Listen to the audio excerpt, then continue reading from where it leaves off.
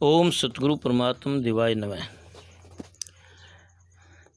आज मैं आपको बहुत सुंदर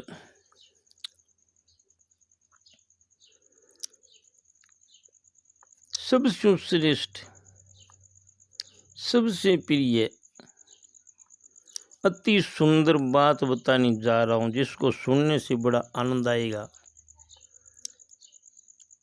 और वैसा बनने पर तो आनंद का कोई अंदाजा नहीं।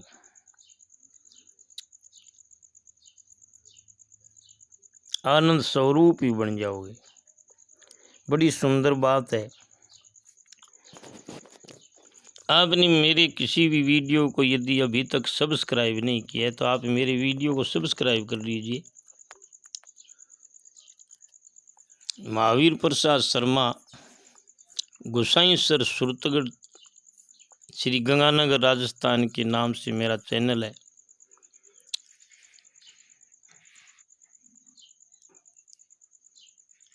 आप इस नाम से अपने मोबाइल में यूट्यूब पर देखोगे तो मेरे हर प्रकार का जो वीडियो है वो आपके नज़रों में आएगा।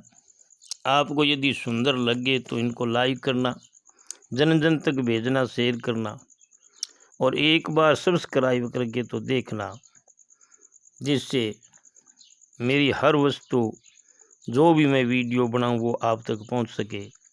जन जन तक भेजने की कोशिश करना, कृपा करना, जिससे बड़ा धर्म होगा, बड़ा पुण्य होगा, हर जीव का कल्याण होगा। सुनिए ध्यान से, मैं आपको बता रहा हूँ। कितनी सुंदर बात बताई है संतों ने, विद्वानों ने।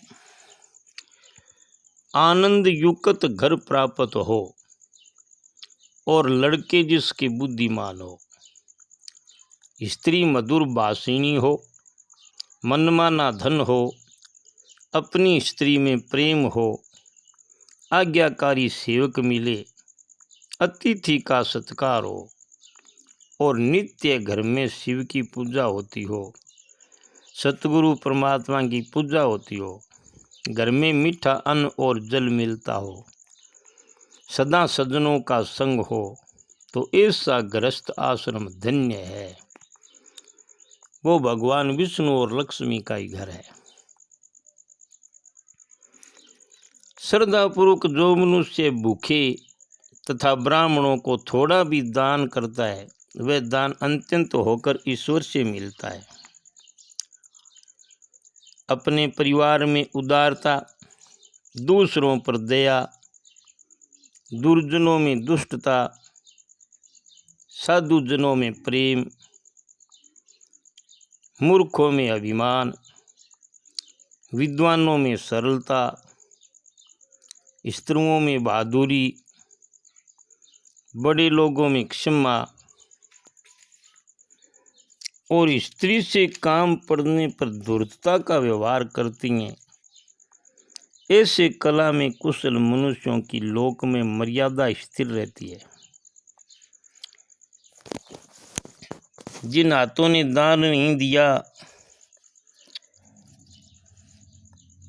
कानों से वेद शास्त्र को नहीं सुना, नेत्रों से साधु का दर्शन नहीं किया, पांवों से तीर्थ गमन नहीं किया, अन्याय से अर्जित धन से पेट भरा है और गर्व से सिर ऊंचा हो रहा है, इससे नीच निंदनीय शरीर को छोड़ देना चाहिए।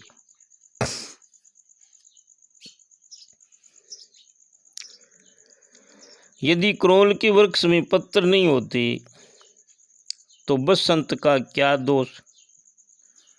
यदि उल्लू दिन में नहीं देखता तो सूर्य का क्या दोष। चातक के मुख में वर्षा की बूंद नहीं पड़ती तो मेघ का क्या अपराध। पहले ही ब्रह्मा ने जो कुछ ललाट में लिख दिया है उसे कौन मिटा सकता है। अच्छी संगति से दुर्जनों में साधुपन आ जाता है, परंतु साधु दुष्टों की संगति से दुष्ट नहीं होते। दुर्जनों में साधुपना आ जाता है, परंतु दुर्जनों का संग यदि साधु कर ले तो साधु दुष्टों की संगति से दुष्ट नहीं होते। फूल की गंध को मिट्टी अपना लेती है, परंतु मिट्टी की गंध को फूल कभी नहीं ग्रहण करते। साधु तीर्थ रूप होने से उसका दर्शन पुण्य है।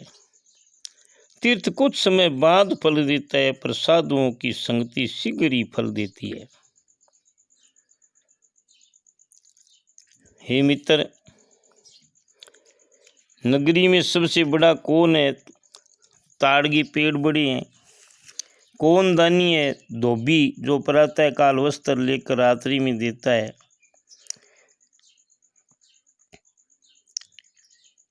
और विषय वासनाओं में चतुर, दूसरे का धन और स्त्री करने में तो साधु संतों को छोड़कर सभी चतुर ही है।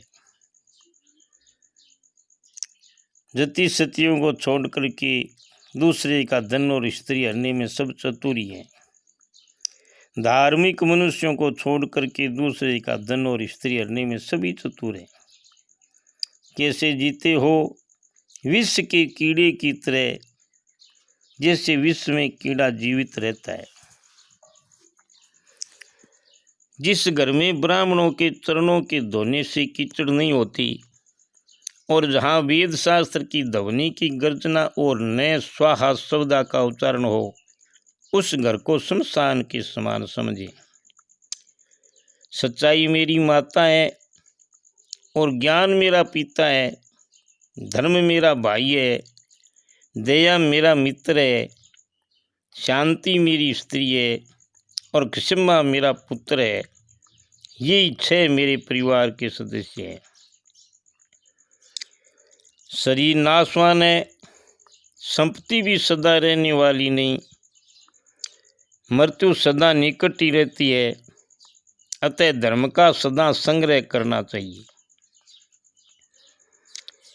ब्राह्मण का निमंत्रण उत्सव है, गायों का निमंत्रण नई घास है, स्त्रियों का उत्सव उनके पति का आगमन है, गायों का उत्सव नई घास का मिलना है, ब्राह्मण का उत्सव निमंत्रण है, स्त्री का उत्सव उनके पति का आगमन है। हे कृष्ण, तेरे लिए रण की प्रसन्नता है। जो पराई स्त्रियों को माता के समान, दूसरे को द्रव्य को मिट्टी के समान और प्राणियों को अपने समान देखता है, वह पंडित है। धर्म में तत्परता, मधुरता, मुख में उत्साह, दान में निश्चलता, व्यवहार में नम्रता, गुरु में गंभीरता, अंतःकरण में पवित्रता, आचार विचार में रसिकता, गुण में विशेषता, शास्त्र में सुंदरता, रूप में शिव की भक्ति, परमात्मा की भक्ति। हे राघव, ये सब आप ही में है। कल्प वृक्ष लकड़ी, सुमेरु अचल पहाड़, चिंतामणि पत्थर, सूर्य की किरणों में उष्णता है, चंद्रमा की किरण क्षीण होती है, सागर का जल खारा है, कमजोर शरीर काम नहीं है, काम का नहीं, बलि देते हैं, कामधेनु गाय पशु ही है। इस कारण इनके साथ आपकी तुलना नहीं कर सकता। हे प्रभु, फिर किससे आपकी उपमा करें? विद्या प्रदेश में हित करती है, स्त्री घर में मित्र है, औषधि से रोगग्रस्त पुरुष का कल्याण होता है और उद्धार होता है। राजपुत्र से सुशीलता ग्रहण करे, पंडितों से अच्छे अच्छे वचन सीखे, ज्वारियों से झूठ और स्त्रियों से छल सीखे। बिना सोचे समझे खर्च करने वाला अनाथ, झगड़ा करने वाला और सब जाति की स्त्रियों से भोग के लिए व्याकुल रहने वाला मनुष्य शीघ्र ही नष्ट हो जाता है। पंडित भोजन की चिंता न करें, केवल धर्म का कार्य करने में रहें। क्योंकि भोजन तो मनुष्य के जन्म के साथ ही उत्पन्न होता है। धन धान्य के लेन देन में, वैसे ही विद्या के संग्रह करने में, आहार में, किसी के साथ विवाद होने पर जो निर्लज होता है वही खुश रहता है।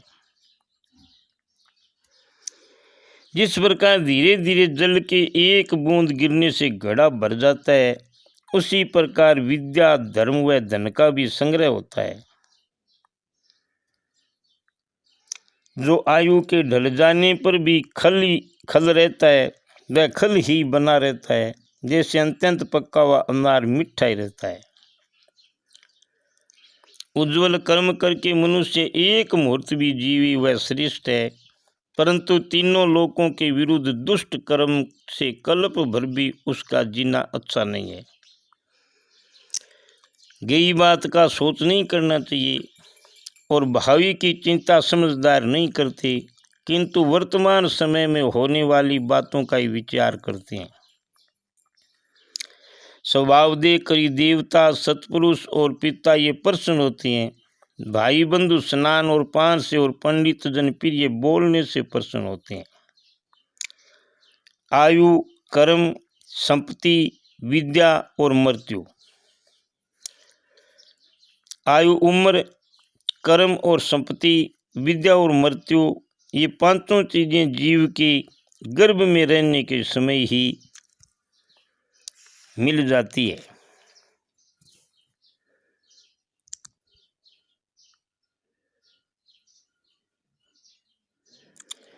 अहो आश्चर्य है कि महात्माओं के चरित्र विचित्र होते हैं कि वे लक्ष्मी को तिनके के समान मानते हैं, और अगर वे मिल भी जाती है तो उसके भार से दबकर नम्र हो जाते हैं। हृदय में प्रीति रखने वाले को ही भय होता है। स्नेह ही दुख का कारण और स्नेह ही सुख का स्थान है, इसलिए स्नेह छोड़कर सुखी होना उचित है। जो मनुष्य आने वाले दुखों का उपाय पहले से ही करता है और जिसकी बुद्धि विपत्ति आ जाने पर शीघ्र उपाय भी सोच लेती है, वे सदा सुख से आगे बढ़ते हैं। और जो ये सोचता है कि भाग्य में जो होगा वो हो जाएगा, ऐसा वो मनुष्य नष्ट हो जाता है। राजा यदि धर्मात्मा हो तो प्रजा भी धर्मात्मा होगी, पापी हो तो प्रजा भी पापी होगी। अर्थात प्रजा हर तरह से राजा का अनुकरण करती है। जैसा राजा होता है वैसी प्रजा होती है। धर्महीन मनुष्य जीता भी मरे के समान है, और धर्मात्मा मनुष्य मरा हुआ भी चिरंजीव रहता है। जिसके पास धर्म, अर्थ, काम और मोक्ष इनमें से एक भी नहीं है, उसका जन्म बकरी के गले के सतन के समान है। दुर्जन दूसरे की यज्ञ रूपी अग्नि से जलते रहते हैं और उसके पद को नहीं पाते, इसलिए उसकी निंदा करने लगते हैं। मन को विषयों में लगाना बंधन है, विषयों से हटाना मुक्ति है। यानी मनुष्य के बंधन और मोक्ष का कारण मन ही है। परमात्मा के ज्ञान से मनुष्य के देह से अभिमान निकल जाने पर जहाँ कहीं भी मन जाता है वहीं समाधि है। परमात्मा के ज्ञान से मनुष्य के देह से अभिमान निकल जाने पर जहाँ कहीं भी मन जाता है वहीं समाधि है। अपने मन के अनुसार सुख किसको मिलता है? संसार के सब कामदेव के अधीन है, इसलिए संतोष पर भी भरोसा रखें। जैसे हजारों गौओं के रहते बछड़ा अपनी माँ के पास जाता है, वैसे ही जो कुछ कर्म किया जाता है उसका फल उसे ही मिलता है।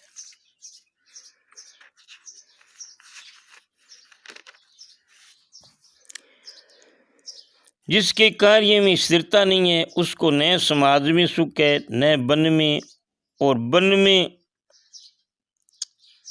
के संग के त्याग से दुखी रहता है। जैसे कुदाली के खोदने पर जमीन से जल निकलता है, वैसे ही गुरुगत विद्या को सेवा से शिष्य पाता है। फल मनुष्य को कर्म के अनुसार ही मिलता है और बुद्धि भी धर्म के अनुसार ही मिलती है। फिर भी बुद्धिमान लोग विचार करके ही काम करते हैं। जो मनुष्य एक अक्षर देने वाले को गुरु नहीं मानता, वह 100 बार कुत्ते की योनि भोग कर चंडालों में जन्म लेता है। युग के अंत में सुमेरु भी डिग जाता है और कल्प के अंत में 7 सागर, परंतु साधु लोग स्वीकृत अर्थ से कभी विचलित नहीं होते। जल, अन्न और प्रिय वचन। जल, अन्न और प्रिय वचन पृथ्वी पर ये 3 ही रत्न है। मूर्खों ने पाषाण के टुकड़ों को रत्न मान लिया।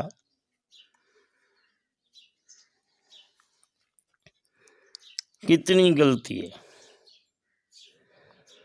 मनुष्य को अपनी अपराध रूप वृक्ष, दरिद्रता, रोग, दुख, बंधन और व्यसन, ये सब फल प्राप्त होते हैं।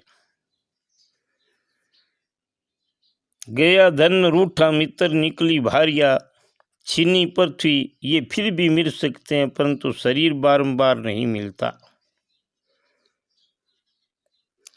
निश्चित है कि बहुत जनों का समुदाय स्त्री को परास्त कर देता है। वेग के साथ वर्षा की धार धरने वाले मेघ के तीर्ण समूह हरा देते हैं। जल में तेल, दुर्जन में कोई गुप्त वार्ता, सुपात्र में दान, बुद्धिमान में शास्त्र, ये थोड़े भी होते हुए पात्र की शक्ति से आप ही फैल जाते हैं।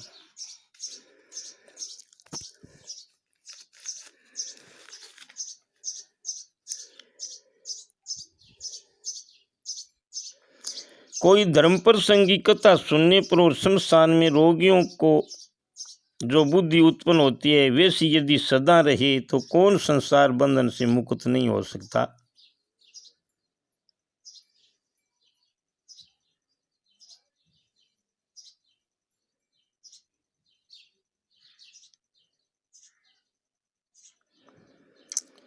दान में, तप में, शूरता में, विज्ञान में, सुशीलता में और नीति में पीछे नहीं हटना चाहिए, क्योंकि पृथ्वी में बहुत रत्न भरे पड़े हैं। हृदय में रहने वाला दूर रहता हुआ भी दूर नहीं है, और मन में नहीं रहने वाला समीप भी हो तो भी वह दूर है।